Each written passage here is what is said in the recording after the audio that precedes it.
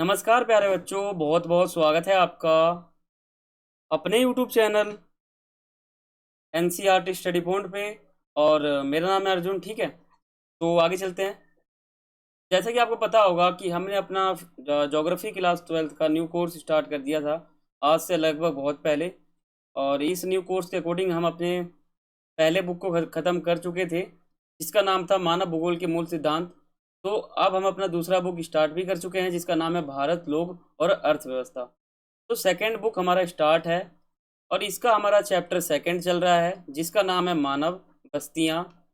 इसका ये part second है। ठीक है, इससे पहले मैंने आपको पार्ट वन वाला जो हमारा वीडियो है वो मैंने आपको प्रोवाइड करवा दिया था, आपको उपलब्ध करवा दिया था। ठीक है, और देखो आप हमारे न्यू कोर्स को अच्छी तरह से बिल्कुल एकदम सीरियस हो कि हाँ मुझे ये कोर्स को ज्वाइन करना है, तो आप ज्वाइन जो है एक ही तरीके से कर सकते हो, और वो है चैनल को सब्सक्राइब करके बेल आइकन पे क्लिक।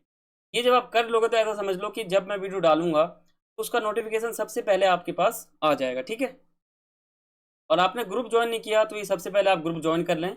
हमारा जो ग्रुप है टेलीग्राम ऐप पर है, उसका नाम है A.K.NCERT स्टडी पॉइंट। ठीक है, ऐसा आप सर्च करोगे तो आ जाएगा वो। और आपने अभी तक मुझे इंस्टाग्राम पे फॉलो नहीं किया है तो आप तुरंत जाके वहाँ फॉलो कर सकते हो। यूजर नेम आप देखो नीचे यहाँ पे लिखा हुआ है।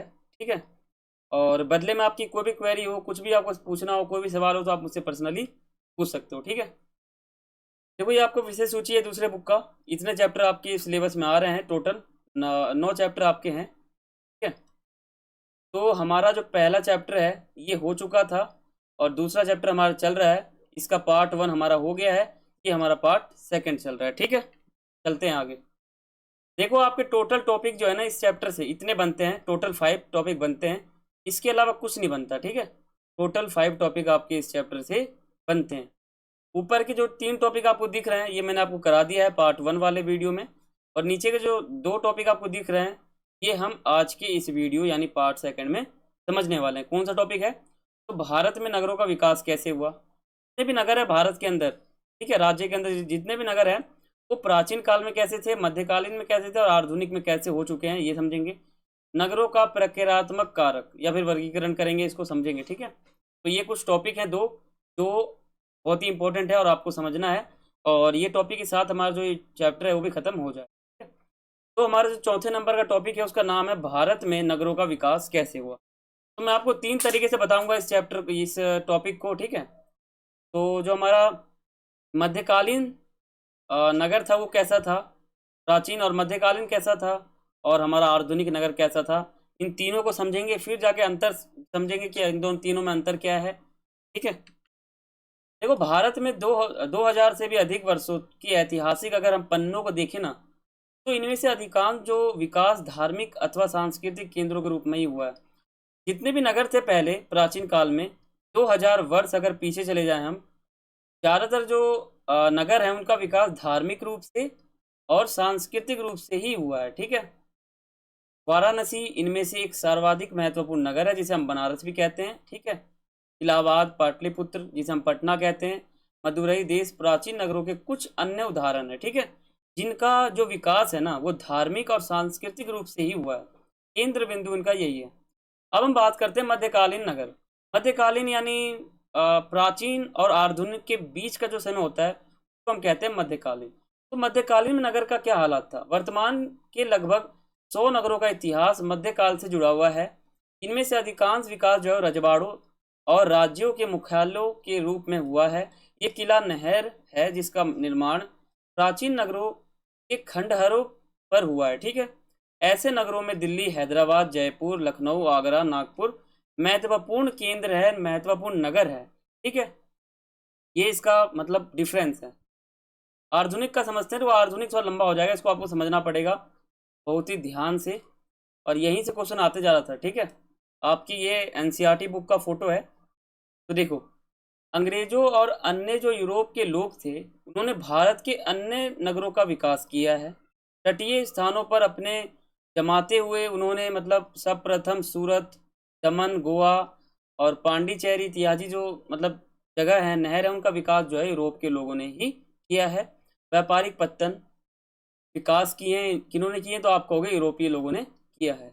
अंग्रेजों के बाद 3 मुख्य नोंडो मुंबई, जिसे हम मुंबई कहते हैं, बम्बई भी कह देते हैं, चेन्नई मद्रास कहते थे पहले इसको, कोलकाता इसको कलकत्ता कहते थे पहले, पर अपनी पकड़ मजबूत की और उनका अंग्रेजी शैली में निर्माण किया। ठीक है, अपनी प्रभाविता प्रत्यक्ष रूप से अथवा रजवाड़ों पर नियंत्रण के माध्यम से तेजी बढ़ाते हुए उन्होंने प्रशासनिक केंद्रों और ग्रीष्मकालीन विश्राम स्थलों के रूप में पर्वतीय नगरों को स्थापित किया और उनमें सिविल, ठीक है, सिविल प्रशासनिक और सैन्य क्षेत्रों को जोड़ा है।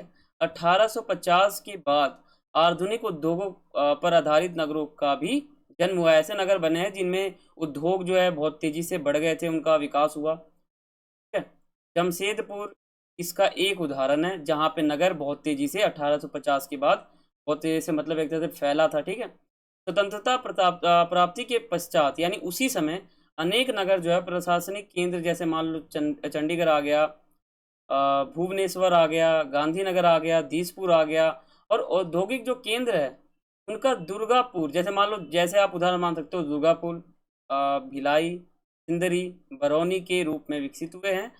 कुछ पुराने नगर महानगरों के चारों ओर अनुषंगी नगरों के रूप में विकसित हुए हैं, जैसे मान लो दिल्ली के चारों ओर जो गाजियाबाद है, रोहतक और गुरुग्राम इत्यादि, ये जो जगह दिख रहे हैं आपको यहाँ पर, और ग्रामीण क्षेत्रों में बढ़ते निवेश के साथ पूरे देश में बड़ी जनसंख्या में माध्यम और के माध्यम से छोटे नगरों का विकास हुआ है। तो ये कुछ इसमें आ जाता है इंपॉर्टेंट आधुनिक में। ठीक है, तो इसको आप समझ सकते हैं। तो आपका जो अगला टॉपिक आता है 5वें नंबर का, वो है नगरों का प्रक्रियात्मक वर्गीकरण। ठीक है, ये इस टॉपिक का नाम है। तो इसको हम समझते हैं, बहुत ही इजी टॉपिक है और बहुत ही मुश्किल भी है। ठीक है, दोनों नजरिए इसमें देखेंगे हम। देखो, अपनी केंद्रीय अथवा नोडीय स्थान की भूमिका के अतिरिक्त अनेक शहर और नहर विशेषकृत मान लो सेवाओं को निष्पादन करते हैं। कुछ शहरों और नगरों को कुछ निश्चित प्रक्रियाओं में विशिष्टता प्राप्त होती है और अनेक कुछ विशिष्ट क्रियाओं, उत्पादों अथवा सेवाओं के लिए जाना जाता है। फिर भी प्रत्येक शहर अनेक प्रक्रिया करते हैं। प्रमुख अथवा विशेषकृत प्रक्रियाओं के आधार पर भारतीय नगर को मोटे तौर पर अगर मतलब देखें तो निम्नलिखित प्रकार से वर्गीकृत किया जाता है। पहला हम करते हैं प्रशासन, शहर और नगर। उच्च कर्म के प्रशासनिक मुख्यालय वाले जो शहर हैं, उनका जो प्रकाशन है, उन नगर, मतलब उनको हम प्रकाशन नगर कहते हैं, जहाँ पर अच्छा प्रशासनिक मुख्यालय है वो। ठीक है, जैसे कि चंडीगढ़, नई दिल्ली, भोपाल, ठीक है, शिलांग, गुवाहाटी, इम्फाल, ठीक है, इम्फाल, श्रीनगर, गांधीनगर, जयपुर, चेन्नई इत्यादि, ये जो जगह हैं यहाँ पर बड़े बड़े मुख्यालय हैं और इनको हम प्रशासन नगर कह देते हैं, जहाँ पे शासन अच्छा होता हो। ठीक है, तो जो प्रक्रियात्मक इसका वर्गीकरण है ना, उसमें पहला हमारा ये आ जाता है। दूसरा आता है औद्योगिक नगर, जहाँ उद्योग लगे हो।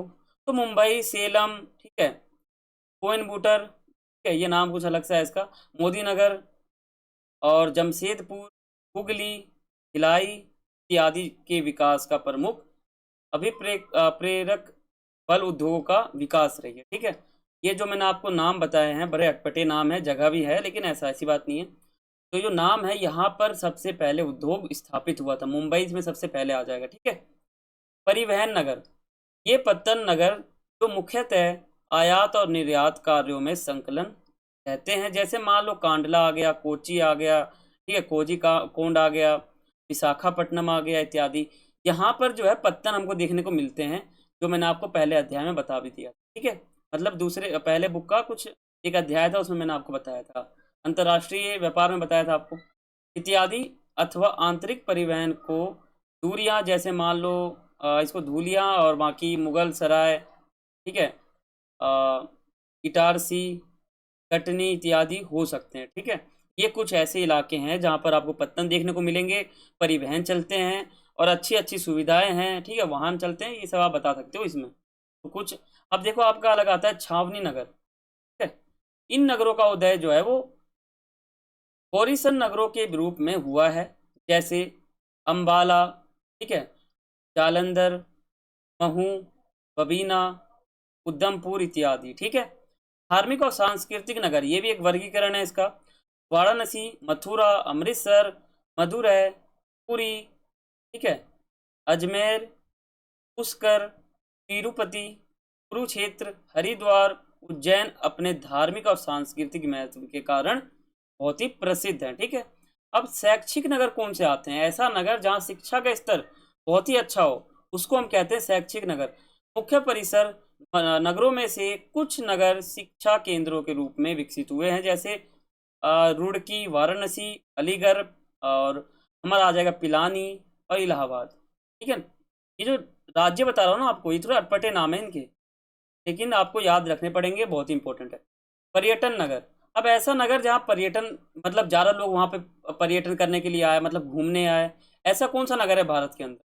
तो नैनीताल, मसूरी, शिमला, पंचमढ़ी, जोधपुर, जैसलमेर, ठीक है, और एक ये आ जाएगा, एक ये आ जाएगा। ये कुछ ऐसे स्थान है जहाँ पर लोग यात्रा करने के लिए आते हैं, मतलब घूमने के लिए, पर्यटन करने के लिए आते हैं। देखो, पर्यटन का अर्थ होता है, पर्यटन एक घूमने फिरने के लिए एक मतलब एक यात्रा होता है, उसको हम पर्यटन कहते हैं। ठीक है। यात्रा मतलब होता है एक स्थान से दूसरे स्थान घूमना। ठीक है। इसको हम पर्यटन और यात्रा कहते हैं। नगर अपने प्रक्रियाओं में स्थिर नहीं है, उनके गतिशील स्वभाव के कारण प्रक्रियाओं में परिवर्तन हो जाता है।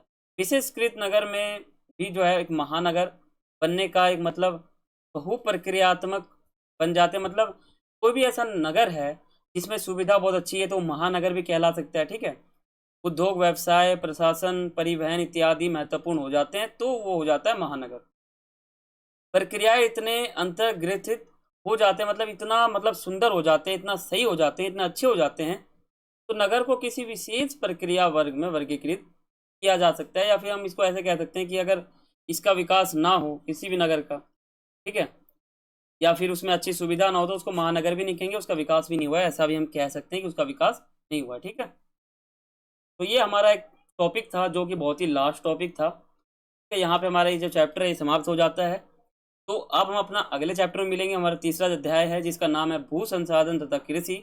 उसमें मैं आपको बिल्कुल वो चैप्टर डीप बताऊंगा। तो आपको क्या करना है, उस वीडियो का नोटिफिकेशन आपके पास तभी आएगा जब आप चैनल को सब्सक्राइब करके और बेल आइकन पर क्लिक करके रखेंगे। ये दो काम आपके करके रखो, और जैसे मैं वीडियो डालूंगा उसका नोटिफिकेशन आपके पास सबसे पहले पहुंच जाएगा। ठीक है। ताकि फ़ायदा ये होगा कि आप उस वीडियो को देख सकते हो। ठीक है। और बाकी अगर चैप्टर अच्छा लगा हो तो एक लाइक ज़रूर करें, और कुछ भी आपको पूछना हो तो आप अपना प्रतिक्रिया लिख सकते हो, फीडबैक लिख सकते हो। तो फिर मिलते हैं अपने अगली वीडियो में, तब तक के लिए सभी को थैंक्स फॉर वॉचिंग। जय हिंद, जय भारत।